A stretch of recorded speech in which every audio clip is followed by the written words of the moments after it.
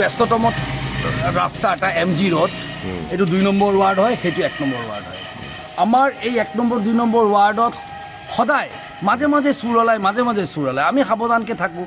তো ৰাতি 2টা বজাত মোৰ মা এই আপোনাৰ তৃতীয় মহলাত থাকে।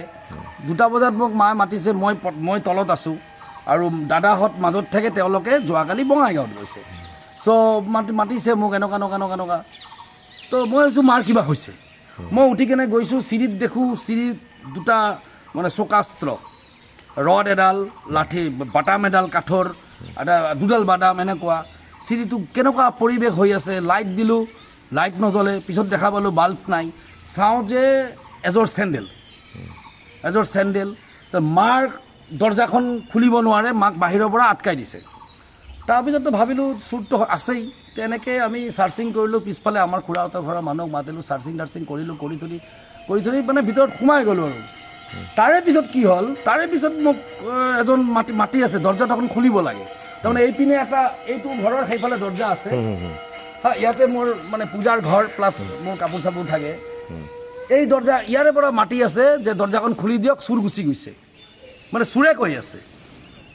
ঠিক আছে, পিছততো আমিতো মাতিলোঁ, আমি প্ৰশাসনক মাতাৰ পিছত প্ৰশাসনে আহি কেনে পুলিচ আহি কেনে পুলিচে খুলিল দৰ্জাখন, আমি খোলা নাই।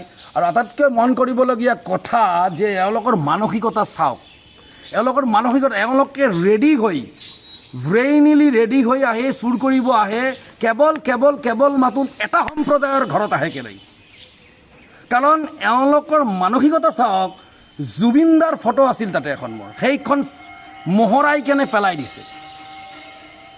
মোৰ ভগৱানৰ আসনত মোৰ জুবিন দাৰ এখন ফটো থাকে, মই তেখেতক ধূপ ধূনা দিওঁ, সেইখন ফটো চিৰিকুটি পেলাই দিছে।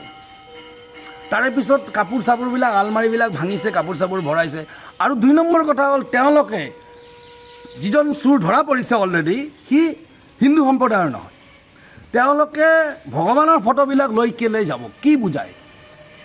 মানে ইয়াৰে 2টা ইংগিত দিব পাৰে, কিমান ইণ্টেলিজেণ্ট, যে চুৰজন হয়তো চুৰি কৰি ছাকচেছ হ'লহেঁতেন, চুৰজন হিন্দু সম্প্ৰদায়ৰ আছিল। আৰু নহ'লে তেওঁলোকৰ আকাশ দেখুৱাব যে আমি য'ৰ পৰা চুৰি কৰিছোঁ এওঁলোকে এই ধৰ্মৰ মানুহ হয়।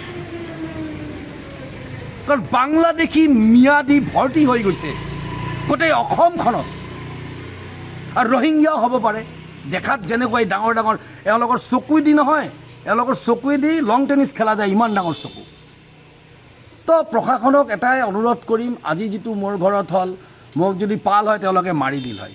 আৰু 3জন আহিছে, 2যোৰ চেণ্ডেল অলৰেডি আমি পাইছোঁ, আৰু এজনক লৈ গৈছে।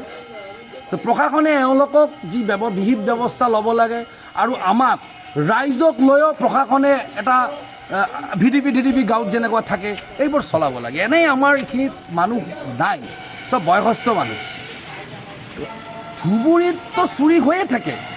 এতিয়া আমি সাধাৰণ চুৰ নে মাৰ্ডাৰাৰ কম? আজি তেখেতে যিবোৰ চোকা অস্ত্ৰ হৈ আহিছিলে, এই মোক যদি তেওঁলোকে পাল হয়, মোকতো মাৰি দিল হয়। তেতিয়া এওঁলোকে হৈ গ'লে মানে ডকাইত। এতিয়া আমি চুৰ কৰিছোঁ। তো চাওক, এইটো ইমান মানে এটা লাইট থাকে, পৌৰসভাৰ লাইট থাকে, এভৰিথিং থাকে। তাৰে পিছতো যদি এওঁলোকে এইটো দেখিছে, যিহেতু আমি 15 দিন নাছিলোঁ, আমাৰ ঘৰ তালামাৰা আছিলে, মোৰ ফাদাৰ ইন ল ঢুকাইছিলে, গতিকে আমি তাতে গৈছিলোঁ। এওঁলোকে এইটো এটেম্প কৰিছে, টাৰ্গেট লৈছে। আমাৰ ইয়াতে মানুহ কম, ল'ৰা মানুহ কম। প্ৰশাসনক এইটোৱে ক'ম যে আপোনালোকে ৰাতি যিটো পেট্ৰলিং পাৰ্টি থাকে, এই পেট্ৰলিং পাৰ্টিটো একচুৱেলি এইপিনে বেছি ঘূৰাৰ প্ৰয়োজন বেছি। কাৰণ এইপিনে আমাৰ মানুহ নাই, এণ্টায়াৰ অফিচ এৰিয়া, আৰু মানে আমাৰ ৰাইজৰ লগত ৱাৰ্ডে বহি প্ৰশাসনে এটা এইবিলাক বিহিত ব্যৱস্থা কৰিব লাগে। আমিও সহযোগিতা কৰিম প্ৰশাসনক। আৰু এই চুৰবোৰক ধৰি কেনে এৰি দিলে নহ'ব, মই এফআইআৰ দিম, এফআইআৰ কৰিব যাম, এওঁলোকক বিহিত ব্যৱস্থা কৰিব লাগে। এইখিনিয়ে জনাইছোঁ, আপোনালোকক ধন্যবাদ জ্ঞাপন কৰিছোঁ। আপোনাক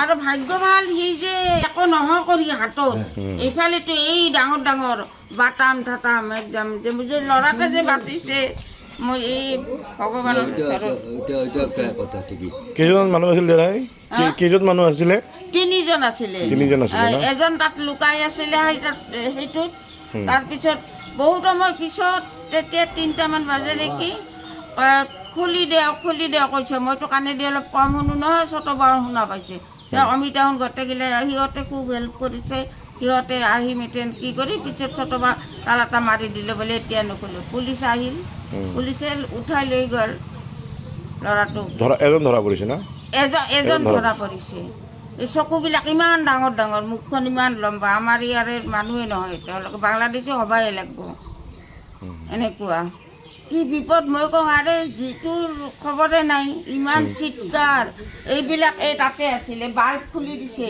এই তলৰ বাল্ব খুলি দিছে এইবিলাক এই তাত আলো আছিল চব আনি তাতে দিছে এনেকুৱা অৱস্থা কৰিছে আমাৰ আজি যিকোনো খবৰৰ বাবে যোগাযোগ কৰক আমাৰ এই নম্বৰত 9181 307 221